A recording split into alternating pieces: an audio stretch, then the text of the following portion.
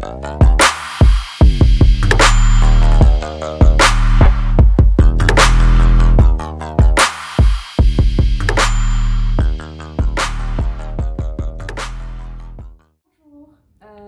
tout le monde, bonjour les filles, bonjour les designers. Donc ce message est destiné pour vous. Donc voyez comme je viens de faire une belle découverte d'un domaine rétro, des voitures anciennes comme vous voyez. Donc vous allez voir tout à l'heure, on a fait le tour avec l'explication de toutes les voitures, d'où elles viennent et avec leurs propriétaires et leurs anciens propriétaires. Donc c'est un endroit magnifique. C'est un endroit où vous pouvez éventuellement faire des soirées privées, des anniversaires, des mariages, etc. Donc c'est un domaine qui est quand même assez grand, qui a une capacité de 1000 personnes. Voilà, donc après vous pouvez aussi faire un shooting donc, pour les designers. Donc c'est très sympa, je trouve l'idée originale, mais comme moi. Je viens de faire un shooting là-dessus et donc je vous le conseille. N'hésitez pas. Si vous avez des petites questions à me poser ou des informations, n'hésitez pas. Laissez-moi un petit message et je vous répondrai. Merci. Ciao.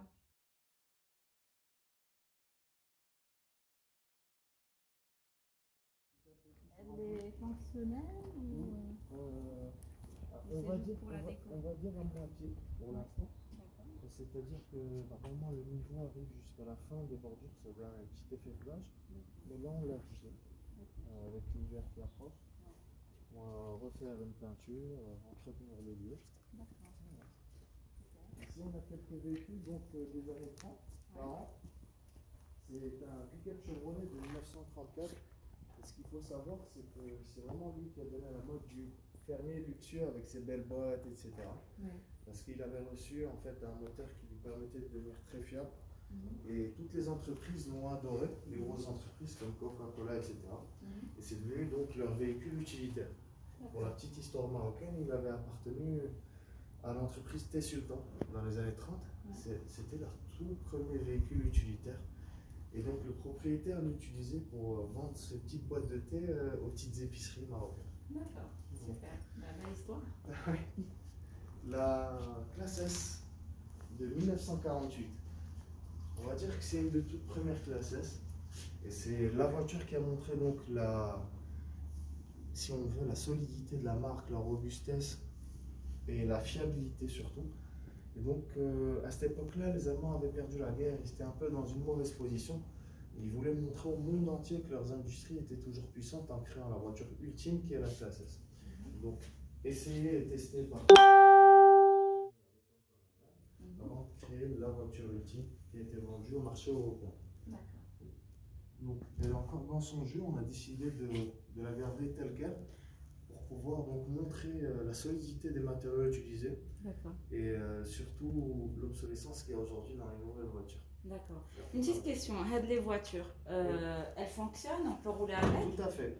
D'accord. Tout le parc automobile présent au domaine du rétro fonctionne. D'accord. Et est destiné à tout type d'événements, bien sûr. D'accord, donc éventuellement pour un shooting, pour des mariages, pour une soirée entre amis, etc.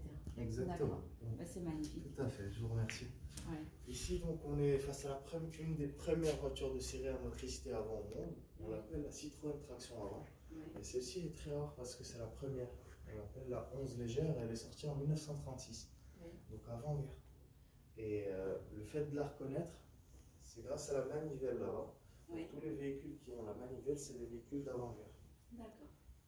Utilisés par la gendarmerie en France, la Gestapo en Allemagne, et utilisés jusqu'à la fin des années 60 par toutes les familles européennes. Super. Là, vous avez un très grand parc. Vous avez combien de voitures à peu près Alors 45 en état de fonctionnement. Et les autres, c'est des projets qu'on continue de rénover dans notre atelier. Oui, j'ai vu à l'entrée, il y a un atelier à gauche. Voilà, tout à fait. Donc c'est là-bas où vous faites la rénovation des voitures. Et à droite, il y a notre classe qu'on appelle donc le cimetière. D'accord, le cimetière des voitures. Voilà. Qui compte nos voitures et les voitures de nos clients. Donc toutes vont être rénovées. On a estimé un temps de travail de plus de 40 ans. On est à 42 ans de travail estimé. Donc on espère vraiment se battre pour pour conserver ce patrimoine national, cette histoire du Maroc à travers les voitures de collection. Ouais. Et en même temps, c'est une grande passion qu'on a depuis toujours. D'accord. Ensuite, on a 3 petites voitures populaires françaises. Donc la Renault 4 chevaux, 3 moustaches on l'appelle, Ouais. sortie en 1952, c'est la toute première. Et donc c'était la concurrente de la Fiat 500 et de la Coccinelle à l'époque, une des toutes premières citadines françaises. Cette voiture, on l'a retrouvée en version 6 moustaches, donc plus grande au Maroc et en France, chez les gendarmes, et en tant que taxi aussi. D'accord. Quelques années après, en 58, il y a eu la Dauphine chez Renault. Et celle-là est spéciale parce que c'est une Dauphine Gordini. Donc Gordini qui était le préparateur de Renault pour la course. Ouais. Donc c'est une version qui est coursifiée de cette petite citadine de l'époque. D'accord. Et à votre gauche, donc, si on veut l'évolution. Et c'est pas la voiture de Louis de Funès dans un de ses films, je pense. Alors oui, Je crois.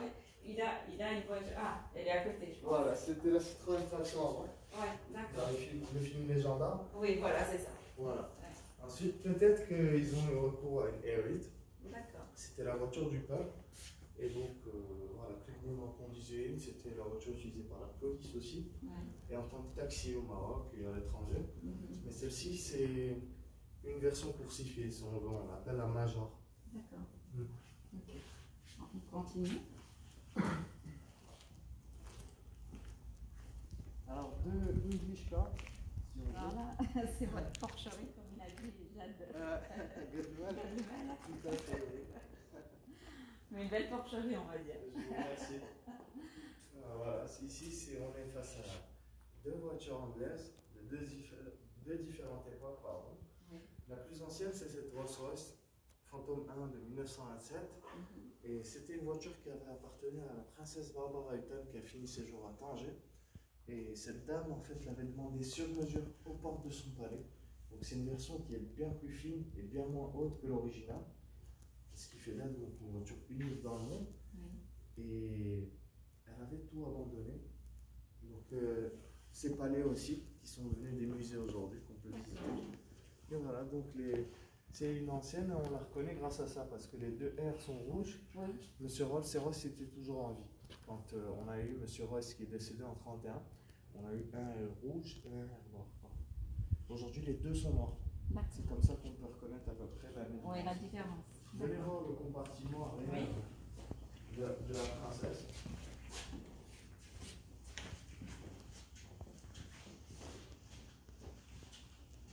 Alors là, c'est le compartiment de la princesse. Voilà. Bon, allez, la princesse va monter. Allez-y. Alors, velours Ouais. à l'intérieur avec le noyer qu'on retrouve toujours chez Rolls-Royce aujourd'hui. D'accord. Une vitre de séparation pour que le chauffeur ne l'entende pas. Oui. Et voilà. D'accord. Ok, super. Elle est dans son jus, on l'a juste verni, entretenu au fur et à mesure des années. D'accord. Magnifique. Et les Français savaient faire en termes de confort et de design interne. Ça, je ne peux pas dire. Tout à fait.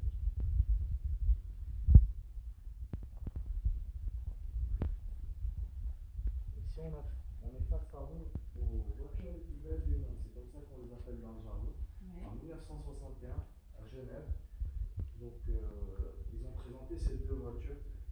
Jaguar Type E de 1961, la première série.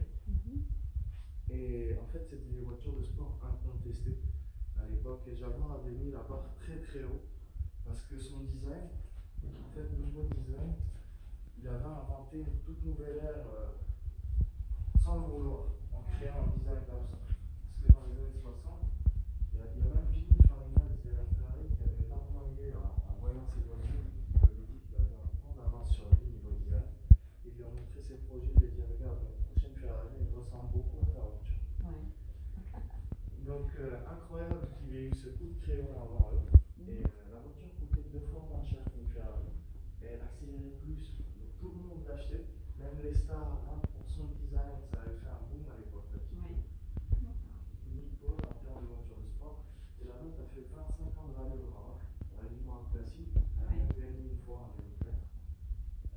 Et vous faites des rallyes avec ces voitures-là? Tout à fait. On part par exemple lundi pour le Mini Maroc. On va faire toute la boucle du Sud, etc. pendant une semaine. Ah, pendant une semaine. C'est la première édition du rallye d'un ami à nous. On sponsorise. Le départ c'est ça du Sofitel. Du Sofitel Marrakech. Du Sofitel à lundi à 9h du matin. D'accord. Il faudra y être la veille peut-être pour voir les participants et les voitures. D'accord. Et alors les participants ils peuvent prendre des voitures d'ici? Non, pas des voitures d'ici, enfin un accompagnateur ou ils ont leur copilote. Ah, ils ont déjà leur copilote. Ils ont leur copilote tout à fait, et puis c'est des gens qui viennent du monde entier avec leur voiture. De Belgique, d'Angleterre, d'Allemagne. Et ça, ils le font souvent ou c'est une fois par an? Ils le font une fois par an, tout à fait. Une fois par an. Mais il y a 4 à 5 rallyes organisés au Maroc par an. D'accord. Donc il y a Marrakech, il y a Casa aussi. Voilà, Rabat. Ils ont différents circuits, ça dépend. Mais c'est pas mal. Il faut. C'est de belles expériences. Ouais. Non, c'est sûr, parce que quand j'étais invitée pour l'exposition des voitures, justement, ils ont fait un petit rallye dans la journée qui a duré, je crois, une heure. Donc voilà, c'était les voitures qui se suivaient. Ils ont fait tout un tour sur Casa. C'était magnifique. Vraiment magnifique. Excellent. Nous aussi, entre collectionneurs, on se retrouve quand on en a envie. Et on part sur les belles routes d'Asni, de la Tête Rousse. Voilà. Dans un beau paysage avec une belle voiture. Tout à fait. Exactement. Et donc la coupé qui est plus iconique que la cabriolet, parce que c'est elle qui a été dévoilée, c'est elle qu'on a vue dans les films de méchants, certains James Bond, Roger Moore, dans les années 80. Oui. Et voilà. D'accord. Leur grande sœur ensuite, qui est donc la Jaguar Mark II, sortie un an après, en 62. Et ils se sont dit, tant qu'à faire, on va faire une berline sportive. Donc en mettant de la hauteur de celle-ci à l'intérieur, ce qui a fait d'elle la berline la plus rapide du monde à l'époque. Et vu qu'elle est mieux balancée qu'une type E, ils l'ont engagée elle en course. Et elle a eu un plus gros palmarès de course que la type E elle-même. D'accord. C'est un verre quand même. D'accord. Elle est un petit peu plus performante. Voilà. Magnifique. Là, on passe aux couleurs pastel. Voilà, les américaines. C'est les voitures américaines. Voilà. Les américaines, ça c'était l'âge d'or des américaines. À cette époque-là, on considérait que ces voitures-là étaient parmi les voitures les plus belles au monde. Ouais. Et donc ces deux Cadillac Eldorado de 1954 et de 1956, celle-ci est cabriolet et celle-ci on l'appelle la sedan de ville, qui veut dire donc une version de ville en 4 portes, etc. Alors cette voiture-là a une histoire particulière au Maroc. Elle est très connue par le peuple, etc.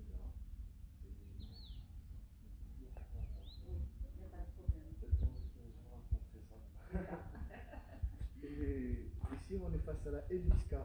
C'est comme ça qu'on l'appelle dans le jargon. C'était Elvis qui était parti chez Cadillac. Et il leur a dit voilà, je veux la même chose que Eldorado, mais en rose. Il a dit non, monsieur, vous êtes une célébrité, personne connue, on ne peut pas vous donner une couleur comme ça pour notre image, etc. Et il leur a mis une pression monstre et il a décidé donc d'en acheter plusieurs. Quand il a pris la photo de son dernier album qui avait fait un boom à l'époque, tout le monde en voulait. Et Cadillac a décidé de lancer une édition limitée à Elvis car on a eu la chance d'en trouver une Touareg. C'est celle-ci qui est dans son jeu, rénovée uniquement mécaniquement, on la garde un peu destroyée à la cubaine pour les tournages. L'aboutissement de la Eldorado est l'inventrice des ailettes à l'arrière, qui est cette Eldorado Biarritz de 1957. En fait, pourquoi Biarritz? Parce que c'était en référence à la ville luxueuse française. Et Cadillac était donc en avance en termes d'options à l'époque sur tous les constructeurs. Dans la soirée, où les gens, c'est celle-là, enfin, le même style en décapotable. Et les gens prenaient des photos dessus. Excellent. Ouais. Alors elle est rouge. Elle est rouge, effectivement. Elle est rouge. Voilà. Ouais, elle est rouge. Je vais vous la montrer. Vous l'avez? Donc c'était vous, c'était votre voiture? Tout à fait. D'accord. Tout à fait. On a l'habitude de travailler avec la première édition. Ouais. En fait, la première édition, c'était l'idée de Jamal. Il voulait faire quelque chose d'insolite. D'accord. Et il s'est caché dans le coffre d'une des voitures, une Corvette. Et c'était Abdelkader Secteur qui ouvrait le coffre sans faire exprès, et l'autre qui lui sautait dessus pour faire une blague. Et voilà, on avait commencé comme ça avec eux. D'accord. À côté, donc, on a la Rolls-Royce française, c'est comme ça qu'on l'appelle dans le jargon. C'est une marque qui n'existe plus aujourd'hui, mais à l'époque qui était donc comparable au Rolls-Royce. On l'appelle la Facel Vega. Et c'était une voiture qui était faite à Paris en 1960. Ouais. C'est une voiture qui est spéciale parce que celle-ci d'excellence, il n'y a eu que 5 exemplaires produits dans le monde. C'est ultra rare, ça a été une commande spéciale faite par De Gaulle. Et ils ont demandé 5 exemplaires. Un 4 portes dur, une autre en 2 portes cabriolet, 5 configurations différentes. Ils ont trouvé son amitié pour tracer en porte, ils lui ont fait un 7e. C'était sa voiture de tous les jours. Ouais. Elle est entièrement blindée. Et elle avait été donnée donc, à son confident, Karl Soros, qui lui avait entretenu toutes ses voitures, qui avait de lui, il avait conduit, il a fait toute sa carrière dans ces voitures aussi. Vous avez vu la largeur due au blindage. Ouais. Et c'est lourd, hein. C'est quand même des portes très lourd, assez consistantes. C'est ça que je vous ai laissé tenir un petit peu. C'est pour voir la lourdeur. D'accord. Ah ouais, c'est ce que vous voyez, donc tout est fait pour que ce soit le plus durable possible. Les boutons que vous voyez, c'est pour changer de vitesse en automatique. Le tableau de bord, c'est pas du bois, c'est du métal peint pour que ce soit inoxydable dans le temps. Le cuir, c'est un cuir spécial utilisé. Et voilà, donc une voiture au look d'américaine, mais avec le raffinement de française. Parce qu'à l'époque, deux italiennes de course, on a aujourd'hui la nouvelle Giulia qui est sortie, mais celle-ci, c'est sa grand-mère, sortie en 72. C'est une version GTAM, donc M pour modificateur. Et donc, c'était des voitures qui étaient créées pour faire de la course. Ensuite, la Lancia Delta Integrale HF est une voiture de rallye, multiple championne du World Rally Championship, 6e consécutif. Ils l'ont inscrit dans le World Guinness Record. C'est la voiture qui a détrôné l'Audi Quattro et qui a gardé ce titre de reine de rallye pendant 35 ans. Ensuite, la Coccinelle. Coccinelle, la dernière, sortie en 89. On va dire dernière des coccinelles classiques avant le renouveau avec la création de la nouvelle. 99. Et c'est une belle version parce que le carbone qui va jusqu'à la fin et elle est plus grosse. On va commencer par la plus ancienne qui est cette Porsche 356. Ici on est vraiment face à l'ADN de Porsche puisque c'est la toute première Porsche. Alors à l'époque, Ferdinand Porsche tenait les usines Volkswagen pour Hitler, etc. Et son fils Ferdi Porsche, qui était féru de sportivité, etc., ne voulait plus travailler pour ce système. Et a décidé donc de créer sa propre voiture en partant d'une coccinelle, de coursifier un petit peu le moteur pour créer quelque chose. Et il a sorti la 356 qui est celle-ci. Donc ensuite il y a les 3 versions. À la deuxième version qui est la B, on l'a appelé vraiment première Porsche parce qu'il avait créé son moteur pour la première fois et il l'avait signé Porsche. C'était plus des mécaniques Volkswagen. Ensuite, ça a donné l'apparition, c'est elle qui a inspiré toutes les 911 qui sont venues par la suite, quand on la regarde de là. Donc la première 911 ensuite, sortie en 72, elle est en version Targa, donc le toit est escamotable, pour avoir des chevaux au vent et une sécurité en même temps avec un arceau. Et c'est la toute première 911, elle est juste magnifique. Elle est championne du rallye de Dakhla, on parlait des rallyes, en janvier 2021. D'accord. On a fait un très bel événement là-bas. À Dakhla? À Dakhla, avec 98 voitures et presque 200 participants. Alors, comment vous avez fait? Vous avez fait Marrakech-Dakhla avec les voitures? On a envoyé les voitures par plateau. Par un convoyeur? Voilà, avec des transporteurs. D'accord. Et ils nous ont enchaîné. Nous, on a pris l'avion de Casablanca. Oui. Et de là-bas, on a fait Dakhla-Guerguerat, 800 km, donc jusqu'à la frontière mauritanienne. Oui.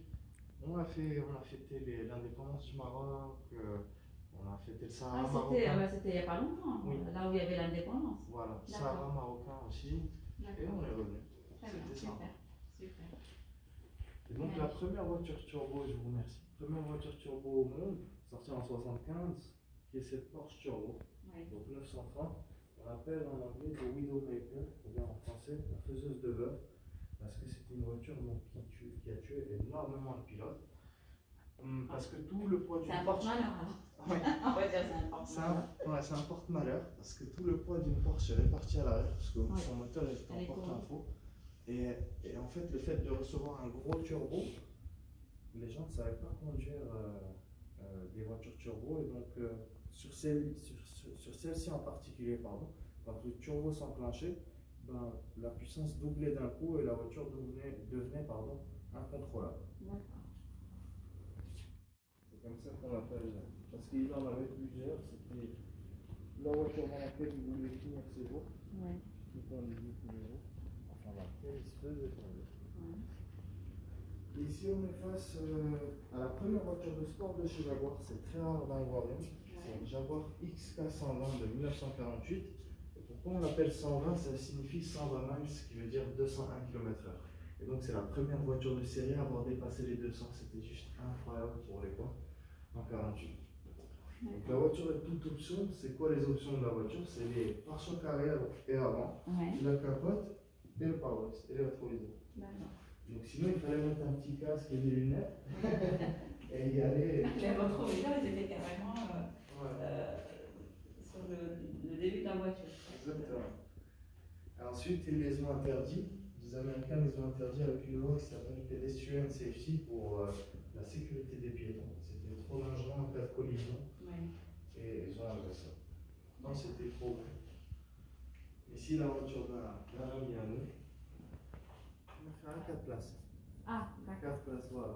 4 places sorties en 66, on l'appelle la 330 GT, designée par Pininfarina. Et à l'époque, quand elle est sortie. Le moteur, il est carrément à l'intérieur, enfin, à la place. Ça, parce qu'on est en train de faire des petits réglages dessus. D'accord. Et donc, c'est la boîte à vitesse qui est visible. Ah, d'accord. Le moteur est ici. C'est son V12 Colombo qui a équipé les meilleurs Ferrari de l'époque. Et donc, quand les gens l'ont acheté, ils se sont dit, ah, quand même, elle est équipée du meilleur moteur, du meilleur châssis. Donc, on ne devrait pas se fâcher à ce point-là. Même si, au niveau design, elle avait complètement changé. En fait, quand ils l'ont annoncé et qu'ils ont vu son design, tout le monde a créé un scandale. Et après, quand ils l'ont mis en théorie, ils se sont dit, ah, c'est une vraie voiture. Et maintenant qu'il y a des Ferrari 4 places qui sortent, on considère celle-ci comme étant la grand-mère. Donc, la toute première, elle est une mythique. La première des Mustang, donc Ford Mustang. C'est là qui est partie à date là, en 2021. Elle est partie elle aussi, oui. On a emmené 4 voitures. C'était sympa. Et c'est la voiture qui a sauvé Ford de la faillite à l'époque en 64. Donc c'est une voiture légendaire, c'est très rare d'en trouver. Il y a plusieurs modèles en fait, les 64, 5, 6 jusqu'à 9. Mais la toute première de 64 c'est très rare. Voilà, elle est dans sa configuration toute option, elle a son plus gros moteur, elle a toutes ses options. Et on l'a depuis 83, elle fonctionne à merveille. C'est une des stars du domaine du rétro. C'est une voiture qui a commencé à Casablanca. On était à Casablanca, on a commencé en 70, 72. Et puis on a décidé de déménager en 2008 ici à Marrakech pour donc le climat. J'ai visité un parc à Casa, il n'y a pas longtemps, ils avaient fait une grande soirée où ils avaient une exposition de chez. C'est sûrement celui de l'association des véhicules de collection. Exactement. D'accord. Exactement. Très et bien. on m'a invité, j'étais là-bas, on a passé une super journée. C'était très sympa, on a eu une soirée. Excellent. Excellent. Donc nous on est avec eux dans cette association. Notre but c'est bien sûr avant tout de faire grandir cette passion automobile chambrée, mais surtout de se battre pour certains droits en tant que collectionneur. Pour l'instant on a réussi à exonérer les voitures de collection des vignettes. C'est déjà une bonne chose.